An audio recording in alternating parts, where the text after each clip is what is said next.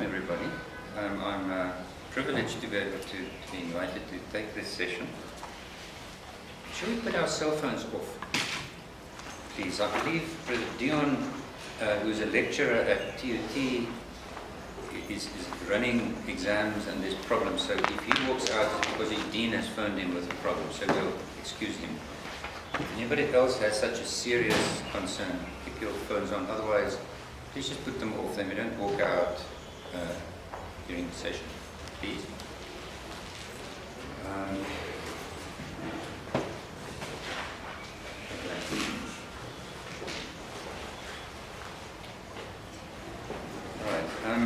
I've given you a blank piece of paper because I want to start with a little test. Question one. Question one. When does the Christian year begin? You know, the political year, the business year starts on 1 January. 1 January to 31 December. When does the Christian year, Christian liturgical year begin? On what date? That's question one.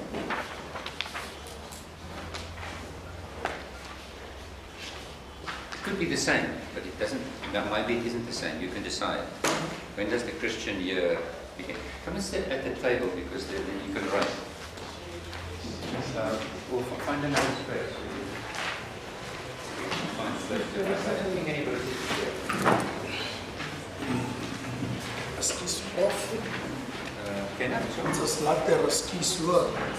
Alles reg. Wat het jou vraag stel?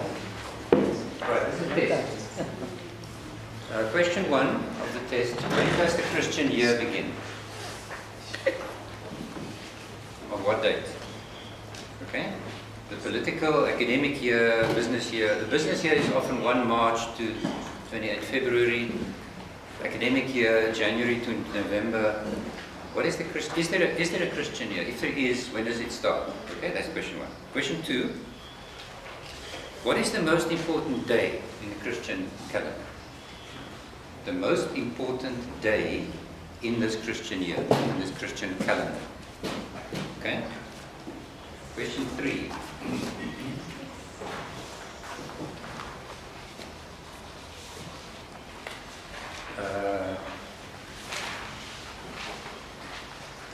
What is the, is there a difference between liturgy and worship? Is there a difference between liturgy and worship? Not a long essay, just yes or no. Question four. Lucas, come and sit here so you can write on a table. Sorry. Liturgy and worship. Is it the same or is it different? Question four. Does the Uniting Reformed Church have a prescribed liturgy that every congregation must follow every Sunday? Just yes or no. Does the General Synod have a prescribed liturgy? Okay, now somebody came in late, so let me repeat those questions. Question one, when does the Christian year begin? The date. Secondly, what is the most important day in the Christian calendar, Christian year? Question three, is there a difference between liturgy and worship? Yes or no? Question four, does the URCSA have a prescribed liturgy that every congregation must follow every Sunday? Yes or no? Okay? Let's get some feedback. This is just to get us started. Because obviously, to talk about liturgy in the Uniting Reformed Church, we can take months to talk about. We've just got 45 minutes, so we're just going to focus on a few issues today. When does the Christian year begin? Get some feedback. What date, Sis Kikana, did you put down? What's the beginning of the Christian year? I wrote 25 of December, 25th December. 25 December, okay. I think we know why. Is it Machlango? When is the beginning of the Christian year, the date? Not sure. I'm not sure. Okay. Who is sure? Who's got a date? I'm for the day, but it's wrong. No. Then you must the right one. I said that is not very much. Okay. It might not be wrong. That's because, okay, 1 January. Who has another date? 24th. What's that? March. Where in March? Month end of March. End of March, okay. Another one? Christmas Eve. Christmas Eve, 25 December, 24 December. Resurrection. And is that the same date every year? No. Easter, it moves for some strange reason. Right? Easter, okay, so Christmas, Easter, 1 January. Any other suggestions? The 1st of April. 1st of April, why? Is it to do with the resurrection? No. Okay, 1 April. Any other suggestion? None. Principal and I think. The end of November. Next week. Because the Christian year starts with Advent. And Advent is the 4 Sundays before Christmas. It doesn't start with Christmas itself. It starts with, and this happened in the history of the church, as a time of preparation for the birth of the Messiah. So in Advent, those 4 Sundays before Christmas, the church is hoping and expecting and waiting for the Messiah to be born. And so looks at Old Testament passages about the prediction of the Messiah, and New Testament passages about hope, about the coming back of the Messiah, the return of the Messiah. Parousia, as it's called in Greek. Hey? So, why is this important? I think it's of crucial importance, because the Christian church marches to its own drum. It doesn't just follow economics, the business year, 1 March to 28 February. It doesn't follow the academic year, January to November. The church has its own music, because it celebrates God's creative, redemptive, restorative, glorifying, sanctifying work in history. So we shouldn't just follow the world, whatever the world means, society, the dominant view of. The Christian church has always swam against the stream, at least in some sense. Sometimes it just was washed away with the stream, sometimes it swam across the stream, but often the church is pushed to swim against the stream, against the dominant culture, the dominant values of society. Jesus was popular in Galilee, but he was highly unpopular in Jerusalem. He was crucified outside the city because he swam against the stream.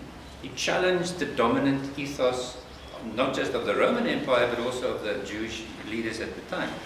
So we must inculcate in ourselves and the congregations we serve, the Christian church marches to its own drum. And our year starts 4 Sundays before Christmas. Second question, which is the most important day in the Christian year? Now maybe you would now have another answer than, yes. It's the Resurrection Sunday. Resurrection Sunday, Easter Sunday. Everyone agree? No, you might not agree. You might still say it's Christmas. Yes, I did. Do you think that's the most important day in the year? Yeah. Any other suggestions? We've got Christmas, we've got Easter. Ascension. Okay. It's a very, very important, very valid proposal, that one. Very neglected theologically, the Ascension. Eh? Any other most important day in the Christian calendar? How about Sunday? I think Sunday is the most important day in the Christian calendar. You're smiling at me. Why are you smiling? No, I want to hear that theology of Sunday. Okay. Because he said Resurrection Sunday. You meant once a year. You meant Easter Sunday. Or did you mean every Sunday? No, I meant it. Actually, it's connected to the fact that we worship on Sunday primarily because of Jesus rose from the dead on resurrection on the Sunday. Yeah. Well, let me give you a personal confession. My wife, Alta, she grew up in a pastorie. Her father was an Ingekerk dominee. Quite a conservative one. So we had our difficulties with that. But my father-in-law taught me this. He said the most important day in the Christian year is Sunday. So don't go after these big Christmas celebrations, big Easter celebrations. That's okay. But remember that the most important day of the Christian year is Sunday. And that is where we learn the harmony, the melody of the Christian faith. Resurrection, but not just once a year, every week. We are reminded that we're swimming not with the stream. We can't just go with the stream. Even if the stream seems to be Christian, it can be wrong. Apartheid showed us how the majority can be wrong in the white community. The majority went along with apartheid. There was a tiny group of troublemakers who were trying their best to swim against the stream. Beyers Nudia, Nico Smith, and others. But they heard this message, you see, and they realized the stream is going the wrong way. Bella started as swimming against the stream, saying, the music you guys are playing, DRC, with all due respect, is not this one. It's another music. That's heretical, that's wrong. You're marching according to the wrong melody.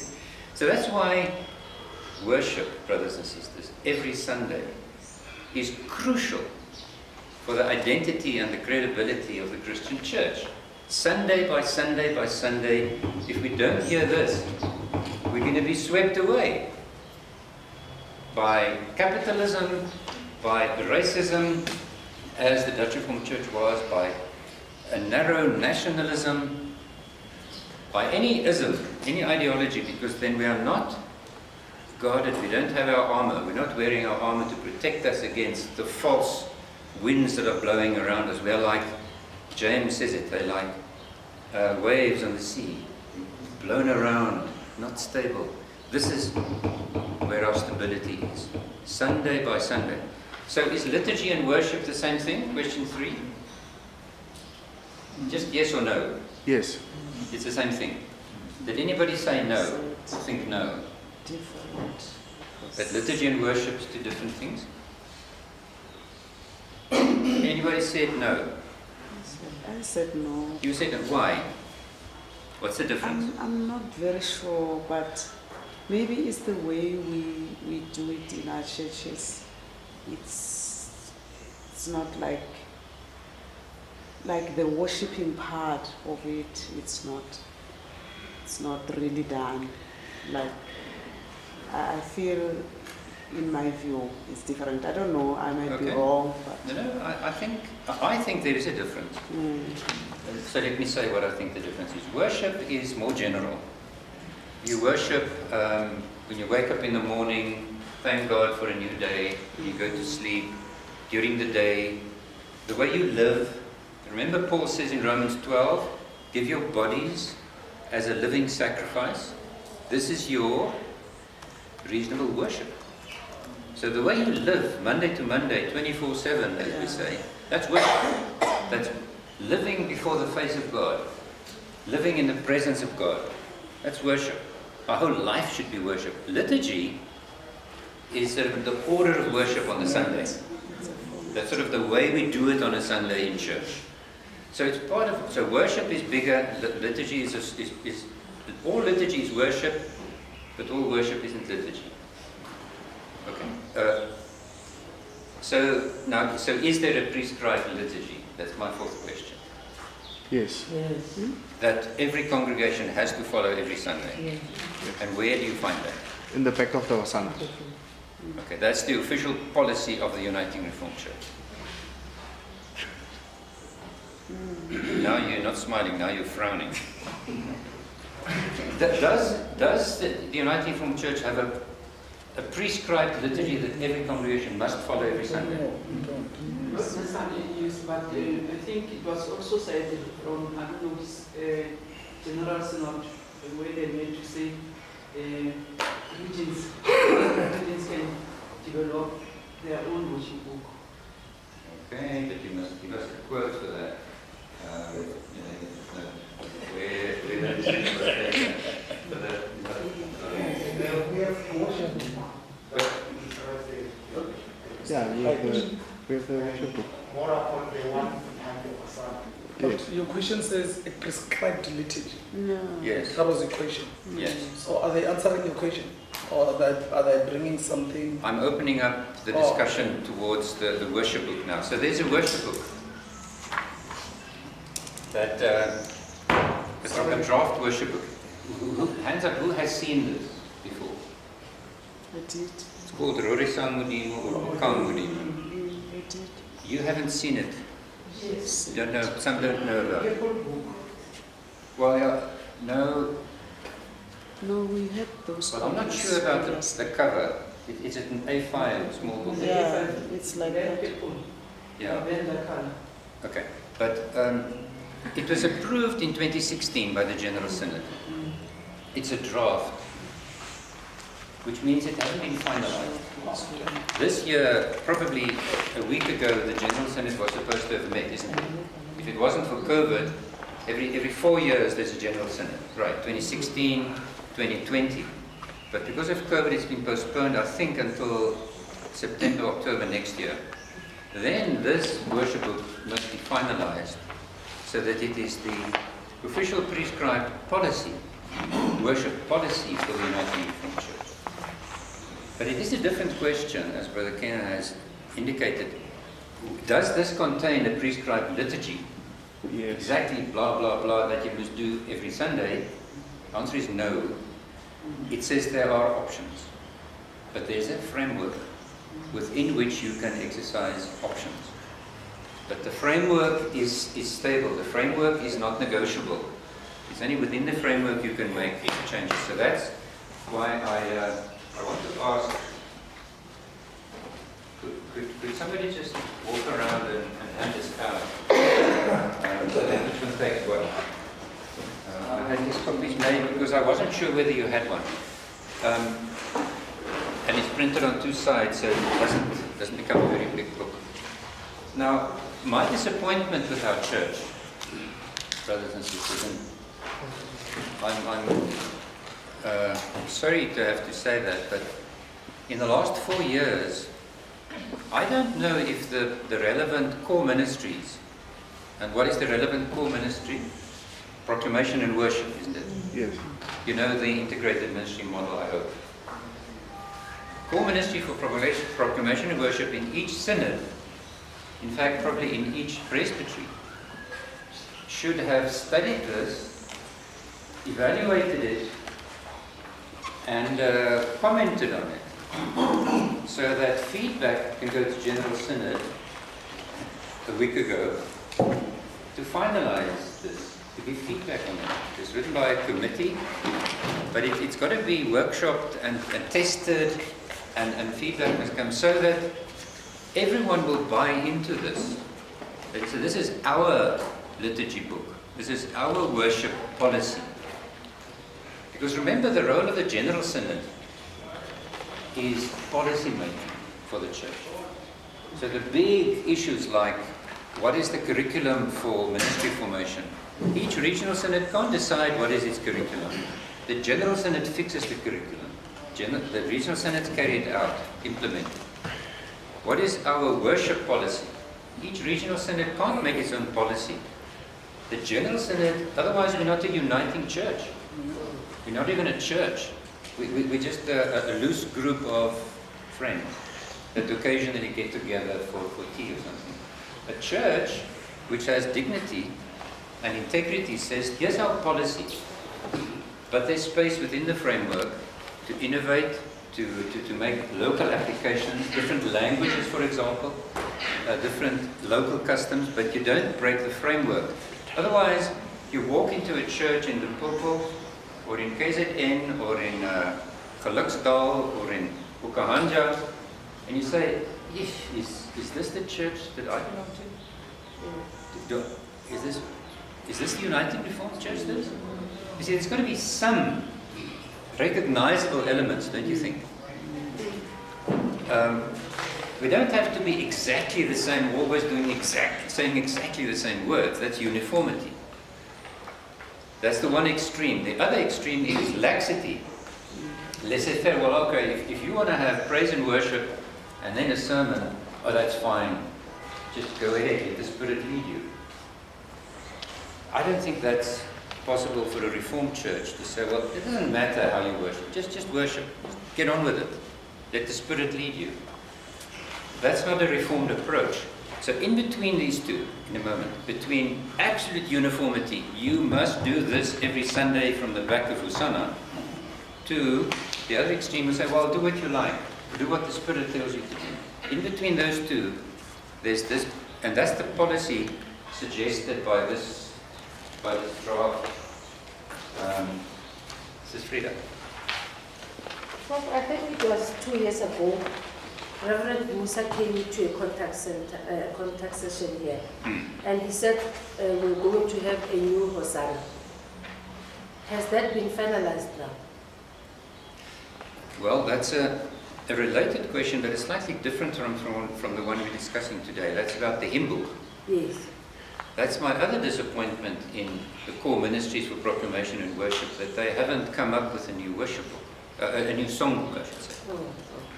The songbook is part of, obviously, of worship, a very important part of worship, but you see, the copyright of Hosanna is with the NG Kerk in Africa. It's not the Uniting Reformed Church publication. When we were still one church, NG Kerk in Africa, one church, when we were still 4 churches, NG Kerk in Africa had this songbook. The NG Sendingkerk has a Sionsgesange and a Nuwe Sionsgesange. That was their formal book. And so Afrikaans-speaking congregations till today use Sionsgesange in worship. And Zulu, Sotho, etc. speaking congregations use Hosanna mainly. So in terms of worship policy, what should the General Synod say? Should we all sing the same songs? Is it okay if we sing different songs? Can you see you need policy on this? And not just policy, also procedures. So you need a new hymn book that gives the framework within which you can innovate and contextualize when necessary. So those are our 2 big disappointments. So that's why you, sisters and brothers, when you are ministers in this church and you land on a core ministry for something, service and witness, proclamation, worship, whatever it is, congregational ministry, please just knuckle down and work. Carry out the instructions given to you by your General Synod, Regional Synod, Presbytery, wherever. Let these ministries start working so that we can take this church somewhere. Because otherwise there's a vacuum, and what happens in a vacuum? Things fall apart. The center doesn't hold, as that poet said. So things just break apart and you do what you like. And then the minister becomes the one who decides. Well, I don't like this Ballard thing. We're not going to say Ballard because I don't like it, so we're going to do what I... See, then you have arbitrary, Muruti-led church worship. And of course, the minister is a very important part of planning worship, but you can't leave everything just to the individual decision of the minister. Then you have then you have a church, you just have a loose collection. Okay, so that's the introduction, brothers and sisters. So now I can't take you through this whole booklet today, but I want to say to you, please put this next to your Bible and next to your Hosanna and study it. So let's go to the framework that this the General Synod has approved this framework, page 8. Already in 2005, this framework was approved. But it wasn't acted on until 2016 when this draft worship book was put to General Synod. So there are 4 phases in every worship service. entry and incorporation, ministry of the word, and it's on page 8. Have you ministry of the table, and sending and blessing. Now you'll say most Sundays there's no ministry of the table, there's no communion, so there's only 3 phases in most worship services. Fair enough. But if there isn't the ministry of the table, we must admit there's a gap there. And you should jump over the gap to the 4th one. But to be Reformed or to be Calvinist is to follow John Calvin. And what did John Calvin say about the frequency of the Lord's Supper? How often should we have Holy Communion? Any idea? What John Calvin wrote in his Institutes of the Christian Religion. Every Sunday. Every Sunday. Every Sunday. That's Calvinist. At the time, the Catholic Church, he was swimming against a huge stream. The Catholic Church gave communion to their members how often? Once a year at Easter. And only the bread, not the cup. So Calvin and the Reformers with him it was a revolutionary idea. I mean, the priests, of course, in the Catholic Church, they were having communion every day. They offered the Mass, as it is said in traditional Catholic theology. Catholic priests would celebrate the Mass every morning for themselves. Because where the priest is, there is the church. It doesn't matter about the congregation. If it's 2 or 3 people or 1 person or nobody. If the priest says the Mass, then the church is operating. Calvin and company said, no, for God's sake, that's not the church. The church isn't built around the priest and his ritual. The church is the people who worship. So liturgia, the Greek word liturgia, what does that mean? Leitos is derived from laos, the people. Ergon is work. So liturgia, liturgy, is the work of the people. Not the work of the priest or the pastor or the maruti. It's what the people do together. That's liturgy. So the Reformation was a huge objection against the clericalism, is a big word for it, the priest-centeredness of Catholicism at the time. But you know what's the biggest irony in history? The Catholic Church woke up to many of the critiques of the Reformation, and today in every Catholic parish in the whole world, they celebrate the Eucharist every Sunday. They heard Calvin. And we haven't. We haven't. It's taken us 500 years since Calvin. We're still doing it 4 times a year or once a month. But the Catholic Church heard Calvin because Calvin heard Scripture. You would wipe it and pass it along. And then some medical doctors and other suburban members of the congregation said, but no, Church Council, this is not healthy. Hepatitis B, TB, we can be passing this on to each other. This is not safe. Let's do what everyone else does. They have little cups. Let's go with the stream. And here was the white minister resisting it. Ironic, isn't it? But I wasn't the head of the church council decided, and I went along with it, so we've got little cups now. And maybe it's inevitable, it's practical, it's quicker. But fundamental decisions are made at the table. Fundamental decisions. And not only about who we are, but also about what the church is. And that's why Calvin, I think, said this should happen every Sunday. Because it confronts you with the reality of being church, being sisters and brothers, eating at one table. Not just listening to sermons in the same benches, but actually sharing the body of Christ, being the body of Christ together at the table. So communion, whenever you have this privilege of serving communion, when it becomes your turn, prepare very well.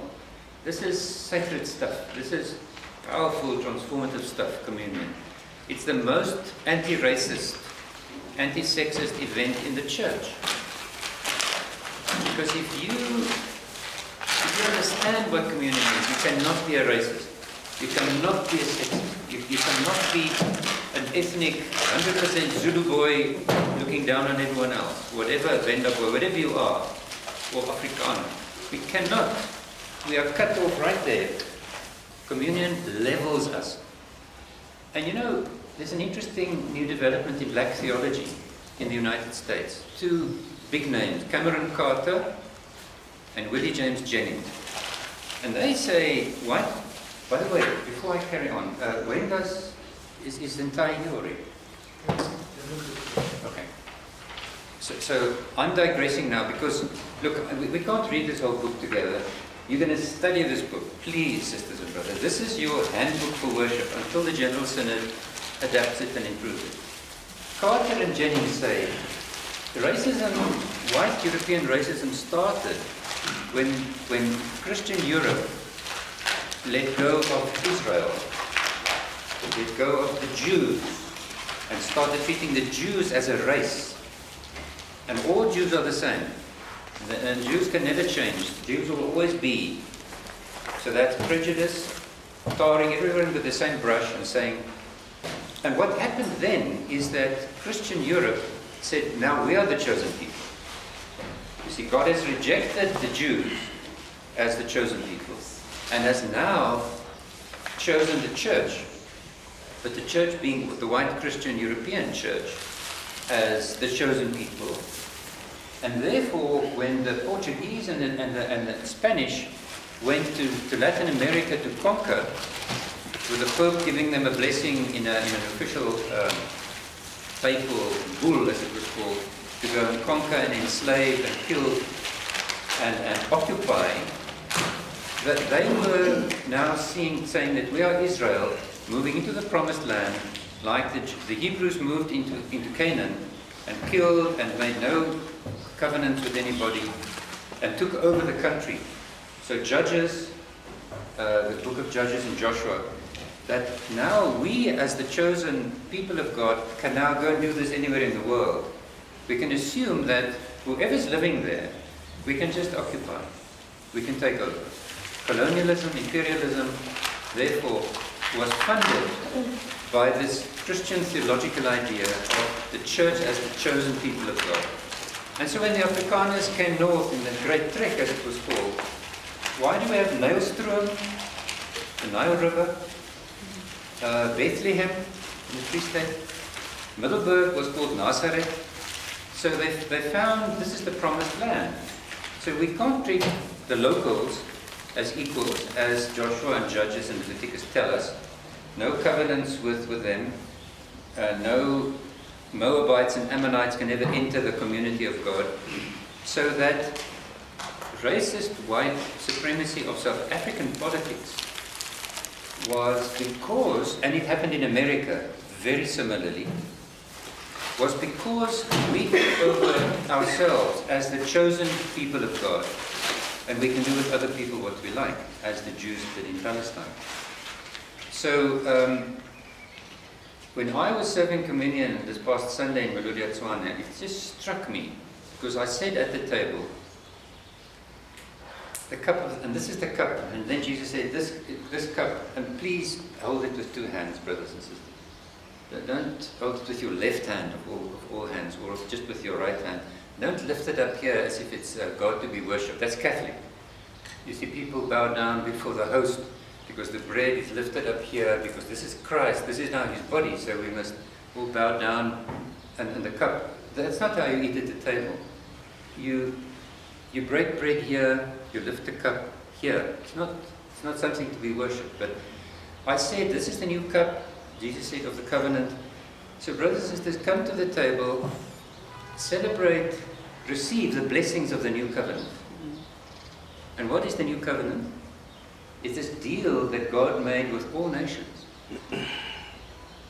All of us Gentiles to be included into the covenant that God made with Abraham.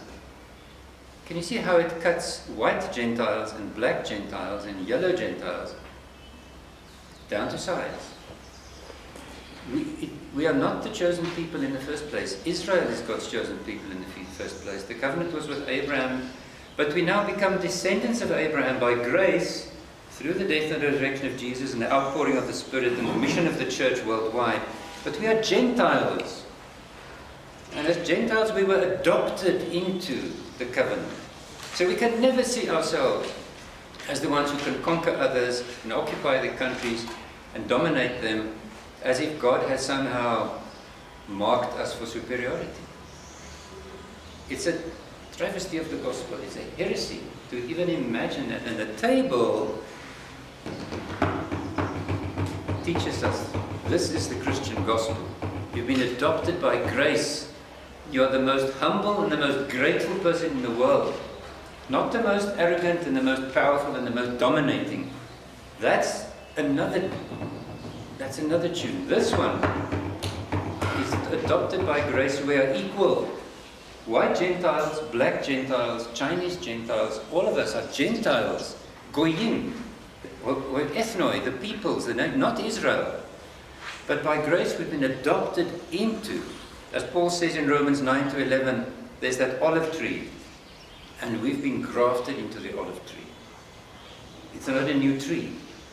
It's the tree of God's covenant with Abraham, into which we have. So we are equal, and the communion levels us. It levels us, whether you're a professor, whether you're a millionaire or a billionaire, whether you don't have a bank account, whether you are HIV positive, whoever flippin' you are, we are level. We are sisters and brothers of one table. Can you see how revolutionary this is? And this is the heart of the gospel, which is why we should do it every Sunday, I believe. If we really want to swim against the streams that are pushing us into classism, capitalism, genderism, all sorts of other streams, other musics we're hearing at the same time, we must be reminded, and that's your job, my job as a liturgist, and as a preacher, to remind, to play this music. It's never ending, because that's the salvation, that's the identity, that's the integrity of the Christian church.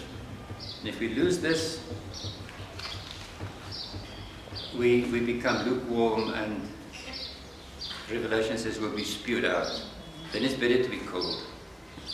If you compromise the gospel, right? Be hot. Stick with a melody, and the communion confronts us, reminds us about, much better than preaching, what the gospel is. Okay, but I'm just carrying on now. Is there anybody else who has another liturgy question that you are, while we're waiting for President Tai to come, that you're unsure of about how to do liturgy or etc.? Yes. You should be sure by now. You've been a minister for 10 years, isn't it? Sorry, I'm not joking. No, I don't Speak. You speak. I want to ask this question. Why do we always end up missing out when we're conducting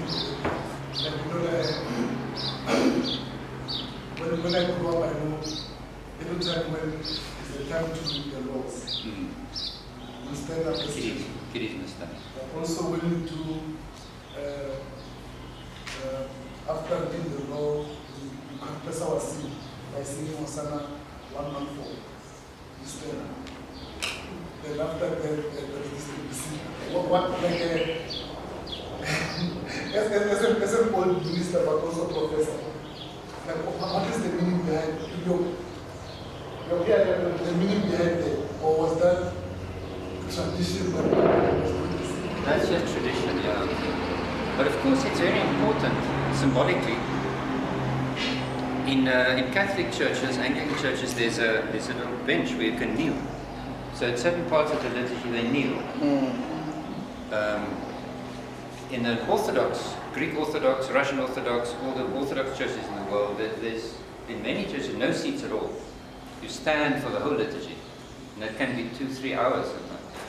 There's some benches on the side for the old people, but it's cultural, but it is important, because if you just sit down all the time, what does that communicate? You are being served. You're important. We will entertain you. We will bring communion to you, we'll carry it out for you. You are important. You're sort of the center of everything. And you're not demanding any discipleship commitment from people. Come forward and show, stand up and confess your faith, stand up and admit your sin.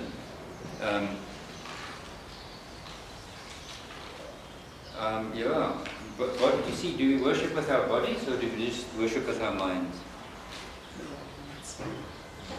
Hearts and minds. Hearts and minds. Hands? Lips, yeah, we sing. I think it's a fundamental question. So other charismatic churches, they always lift up their hands, which is in the Psalms. There's nothing wrong with lifting up your hands. But so some people say, no, that's not Reformed. The Reformed is to sit quietly and to think, to worship in your mind. Now that's Western and white and rationalist. It's not Reformed necessarily. African Reformed, which is what we're trying to do, will integrate our African cultural sensibilities and preferences with Christian tradition that we receive. Dion. Prof, I read about this and I want your views on this, Prof, is participation of members in a service. I see a lot of people or ministers do this interactive kind of liturgy, which also allow people not to only sit back and listen to what is said, but also to participate. One thing that I've realized in this is now my own experience, Prof, is when you sit in a prayer meeting, for instance, or in any other service, you invite the church choir, the praise and worship team, everybody, and they are allowed to participate in song. Then you already have more people that want to come to church. I think people sometimes also want to be part, not only part by sitting there, but also to participate in the liturgy. Thank you. It's a very, very important question. You see, if liturgia, if liturgy is the work of the people, then everybody should participate. Every single person should be drawn in and made to feel I'm part of this. I belong here. I'm important here. They'll miss me if I'm not here.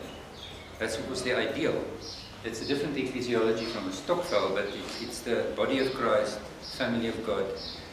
So the more people you can involve in the liturgy, not just by singing together, but by actually taking responsibility for something. Either working the laptop, or switching on the lights, or opening and closing the doors, or whatever. The more people are involved, the better it is. Again, this is ironic. See, the Reformation criticized the Catholic Church for being a priest-centered show, and the members were just spectators. And that was true of the Catholic Church in the 16th century. Sadly, it was true. There was the priest doing his mumbo-jumbo in Latin, which many of the people didn't understand, but that was the church, and we were just the spectators. And now what has happened in the Reformed Protestant churches, there's the Muruti performing, and we're sitting and watching him. That's as Catholic as it can be, not Reformed. To have a one-person show, is that Reformed? No, it's the worship of the people. Where the people are worshipping, that's where the church is, not where the priest is, or the Muruti, or the pastor, or Prophet Bushiri, or whoever. It's where the people are. So children, you ask yourself, so to what extent do children participate? They stand up only when the law is read. Is that the only role they play in the service? The youth, but Professor, maybe I'm putting you in the first spot, or maybe we just open it and as colleagues, we just throw in our thoughts about this thing. That if we are talking about the work of the people, how should then this worship service, or whether the liturgy or the preaching or whatever, how should it be conducted? Because I've heard many stories about, like in the Reformed in the reform, I'm saying reform, like doing the quotation mark on there. Like, our God is the God of order. Like we must have order, like we do things. Then how should we do it? Because if we are people, like we are congregation, and it is the work of the congregation, we are sitting like this, we are doing it. How do we do it and still maintain order or still maintain whatever that needs to be done? Because these are some of the things that come to the surface about being reformed and doing particular things. I know again with the issues of clapping of hand, whether we are singing or now playing a drum or a beat. To some they are saying, no, this is not reform. In a reformed church, you don't beat the moroba or clapping of hands when the minister is preaching and he's speaking to your heart. No, you can't clap hands. It's not reform. Then how do we juggle around all these things? Yeah, you see, there's obviously no short answer or quick answer to that. We're on a journey of Africanizing our worship.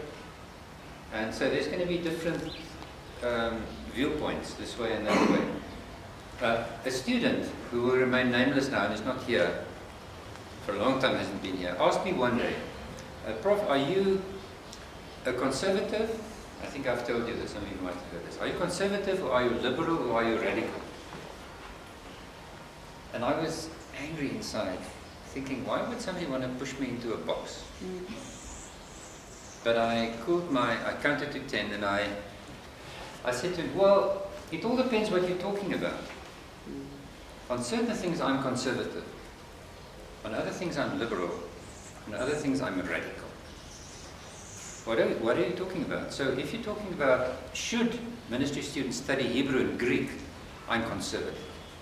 We must keep on doing that. If you ask me what should a minister wear when she preaches, I'm liberal. That's not for me the critical thing. But when you ask about racism or the place of children in the church, I'm a radical. That's got to change. There's no negotiation. That's just wrong or this is just right. You see, so now the problem in transforming a congregation, in changing customs that come for 50 years or 100 years, is are you going to be radical? Are you going to be liberal? Are you going to be conservative as a minister? Because in your congregation you're going to find the conservatives who say we do not clap hands, that's not reform. The radicals who say, come on, that's just white colonialism. We're Africans, we clap our hands, we dance, we hit the clock and the beat. This is being African reform. And you're going to find the liberal, not it's not a negative word, liberal just describing. I say, well, I don't mind that much. You can clap your hands if you like, but then we must sing Hosanna, sometimes at least. You'll find, and that's the majority of the people, I think, are sort of in the middle. But you've got to manage this transition as a minister, as a church council, a minister with a church council, to hold together the conservatives, the liberals, and the radicals. And not to alienate the radicals so that they all go to charismatic churches, because it's just an old-fashioned dead church, or that you don't alienate the older people who say, I no longer recognize this church. The culture is in flux. We were talking at a table this morning. It's flowing, it's changing. Africa isn't one thing, South Africa isn't one thing, Reformed isn't one thing.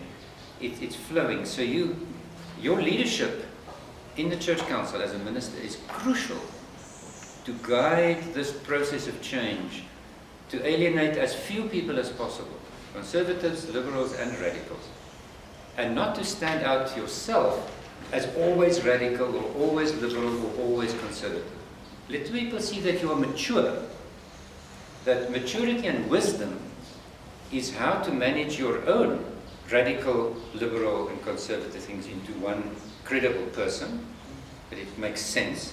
You're not jumping around from one extreme to the other. You're an integrated, mature human being. You have wisdom, but also how to guide a church council discussion or a congregational workshop in letting the radicals and the liberals and the conservatives speak and say, can we find consensus, brothers and sisters, on minimums that we all agree on, or maximums that we all agree on, and then get a framework.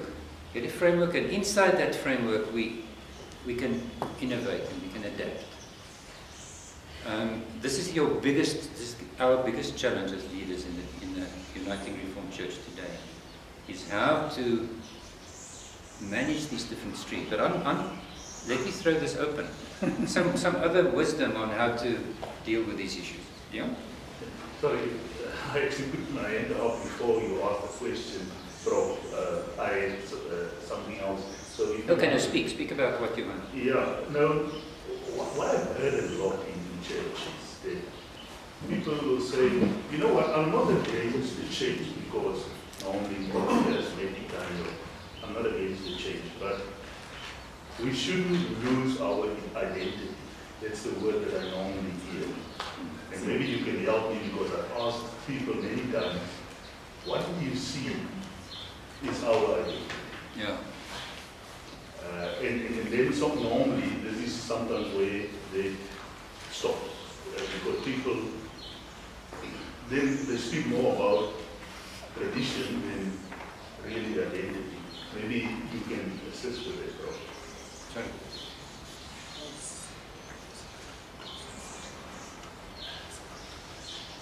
Oh, okay. Yes, sorry, I'm good. We need to go on to the sermon preparation session. I'm sorry that the tie hasn't arrived, but just briefly then, what is identity? How do you define identity? It's not an easy thing to say what is identity. One approach is to say identity has two aspects. It's your worldview, so the bottom that the things come out of, and your boundaries. What is acceptable, what is not acceptable, who's in and who's out. Now, there's many other aspects to identity, but this is a sort of a cultural theory of identity, is to say your worldview, that's your theology. If that isn't compromised, you're still within this identity. And then, how do you define what is acceptable? Who's in and who's out? But it is about the identity of the Uniting Reformed Church, and that's why we need a policy from the General Synod. A clear framework that is not negotiable, so that within that framework you can innovate and contextualize and adapt for all sorts of reasons, but that you don't sell the birthright, so to speak, that he sold it, he gave it away, and you swam with another stream, rather than continuing within the Reformed tradition and innovating inside of it, Africanizing it, democratizing it, getting it more gender-friendly, more inclusive, more liberating, but staying within the parameters of that worldview, but the boundary shifting and changing as we go along. But that's a lifelong journey. Please study this, read it cover to cover, and if you are leading worship, start using these prayers, these responsive liturgies. And if you have any problem with anything in here, please write it down and take it to your core ministry for proclamation and worship and say, please take this to the General Synod. I don't think this is acceptable. Or when it speaks about funerals and stone, what do you call this? The opening up the. If there's anything you'd like to add or subtract, there's a lot of things that are not yet in here. So please help the church grow. That's your role as a theological student, as a minister, to strengthen this document and to translate it into the language in which you are worshipping. So get the Zulu translations of these prayers, try them out, see how it works, or write new ones, write better ones. That's so that it can get into the policy as options, as possibilities of doing funerals, unveilings of tombstones, communions, baptisms, etc. Thanks, Chair. Sorry for overstaying my welcome. Thank you, Professor.